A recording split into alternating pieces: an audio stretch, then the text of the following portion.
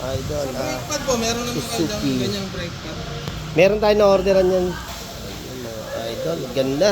Transformer. Ano mo? Ganyan pala nito. Nasa 400k mga idol. Pwede mong pihitin to.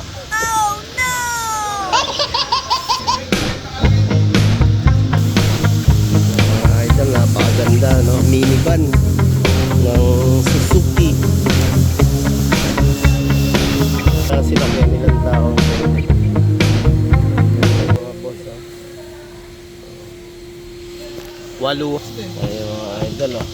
Galing sa Cebu nga, sabi ni idol, din niya nakuha.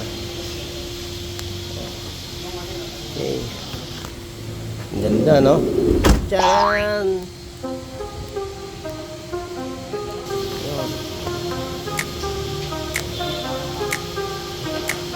Sa gusto bumili mga idol, no, 300 to 400 yung mga ganyang klase na minivan Suzuki na galing Japan. Napakatibay po niyan,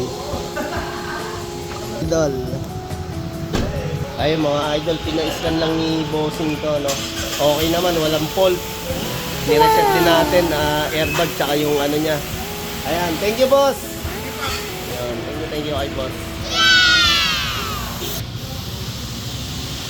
Okay, bye-bye. Yun nga mga idol. Iniskan namin. Wala naman fault, ano. Yung ano lang lumabas, yung airbag tsaka yung body ground. Ayan, nag-reset lang tayo. Para siyempre, bago bumiyahe si boss, check up natin, overall check up, yung kanyang Suzuki.